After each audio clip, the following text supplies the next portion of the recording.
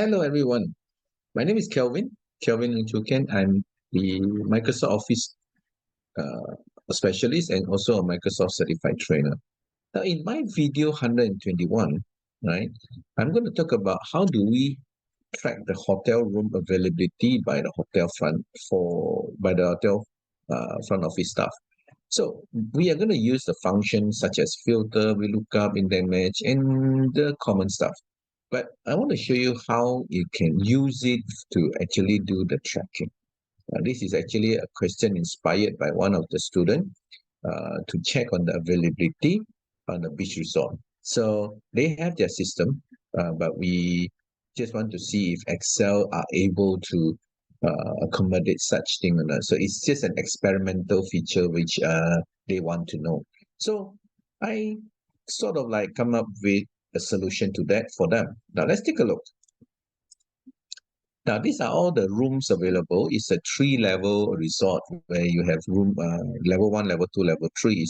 This is just one part of the beach resort. So they want to know which are the one that is available. So there are some room facing the main street, some pool and beaches, and some other golf course. So we're going to see where they are actually staying. So if let's say the guest chooses room 102, which is the one facing the main street, the standard double bed, then we want to know that this room is no longer available, the rest of them are available, and who is the guest name. So what we need to do is to start with to give a list of all the availability room first, right? So I'm going to use the function called filter.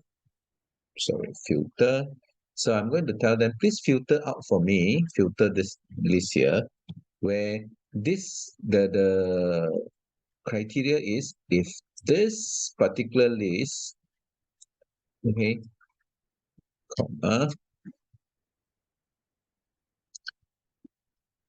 this list is empty, right? Then, sorry, my mistake, not bad.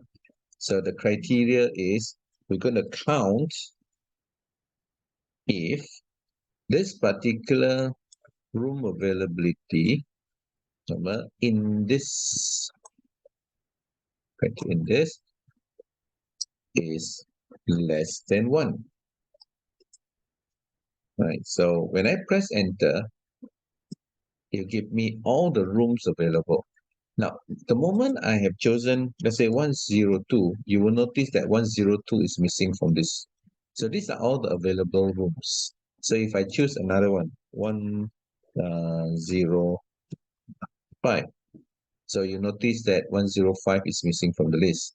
Okay, so the function filter allows us to take out whatever that is already taken from here. Okay, so if as long as it's empty, they'll filter out whatever that is available in here only. Right, so now I'm going to put a drop-down list for all this. I'm going to highlight this. I go to this thing called the data validation. So this time I'm going to use a drop-down list. Now this drop-down list, I'm going to take it from here. Now the reason why I'm doing that is so that when we actually type, we don't type rooms that's already been taken. So I just want to allow them to choose the rooms which is only in this particular list. So when I hit OK, if you take a look at this, 102 is not in here. Right, so this is what I'm going to do in this part 1. So what had happened here is we are showing the rooms available. So in my next part of the video, I'm going to talk about the status of the room, whether they're available or not, and who is their guest list. And I'll finish it off with a conditional formatting. If the class is already taken, I would like to gray out that particular line so that it's easier for us to actually monitor and track. So I'll see you in the next video. If you know anyone who are in this kind of business, it can be some hospitality, hospital, or it can be a hotel, or it can be some simple apartment, Airbnb. They need this. Why not, right? Try out this, and I hope it will be a good solution to all of you here. Thank you. I'll see you in my part 2, video 121. Thank you so much, and I'll see you soon.